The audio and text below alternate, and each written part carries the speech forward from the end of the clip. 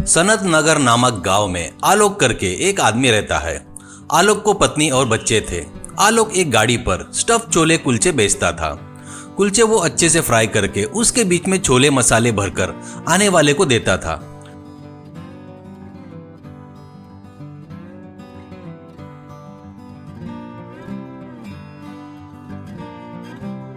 उस कुलचे के स्वाद के कारण उस गांव में ही नहीं, आजू बाजू वाले के गांव में भी उसका अच्छा नाम था। दूसरे गांव के अमीर लोग भी कार से उसके पास आकर खाते थे। खाने वाले आलोक की तारीफ करते थे तो वो बहुत खुश होता था। ये तो आपका प्यार है, जब तक आप लोग का प्यार ऐसे ही बरसता रहेगा तब तक मैं आप लोगों को ये कुलचे बनाकर देता रहूंगा जी, ऐसा कहता है। आलोक बहुत अच्छा इंसान था।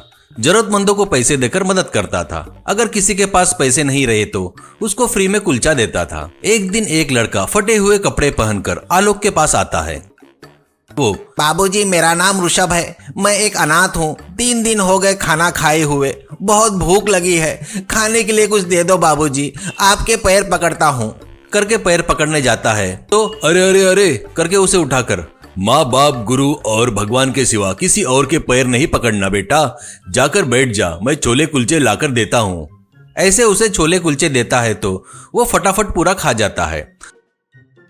बाद में आलोक उसे पैसे देने जाता है तो वो नहीं लेता है।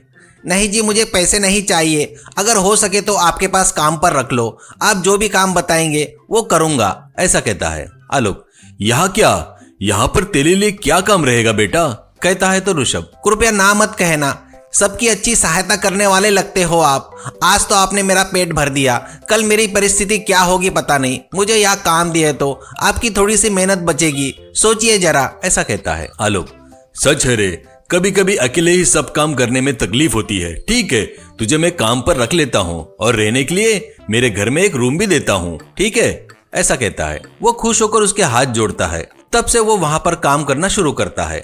गाड़ी की साफ सफाई करना, झाड़ू मारना, प्लेट धोना, आने वाले को छोला कुलचा देना, ये सब करता था। कुछ दिन बीत जाते हैं। एक दिन एक अमीर व्यक्ति कार से गाड़ी के पास आता है तो आलोक प्लेट ऋषभ को देता है। ऋषभ उस कुलचे के ऊपर बेहोशी की दवा छिड़क कर उस अमीर व्यक्ति को देता है। वो खाकर पैसे देकर वो कार से चला जाता है।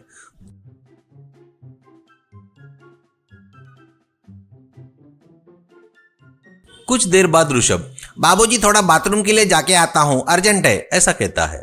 आलोक, हाँ हाँ ठीक है, ऐसा कहता है। ऋषभ भागते हुए वो कार गए सो रास्ते पर जाता है।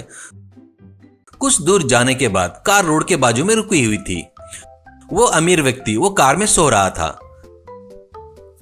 ऋषभ जाकर उसकी चेन, अंगूठी, घड़ी, पर्स, बाजू में रखा पैसा, बैग सबकी चोरी कर लेता है। उन सबको लाकर एक जगह पर गड्ढा खोदकर गाड़ देता है। फिर भागते हुए वापस गाड़ी के पास आता है और सॉरी जी, थोड़ा लेट हो गया, कुछ मत समझिए, ऐसा कहता है। आलोक, कोई बात नहीं, कस्टमर आए हैं, उनको क्या चाहिए देख लो, ऐसा कहता है। वैसे अमीर लोग आते थे तब उनको बेहोशी की दवा देकर छिड़क कर कुलचा देता था और बाद में बाथरूम जा रहा हूं करके आलोक को बताकर कार में बैठे के पास से महंगी महंगी वस्तुएं चोरी करके जमीन में इससे पहले गाड़ी वहां पर छुपा देता था।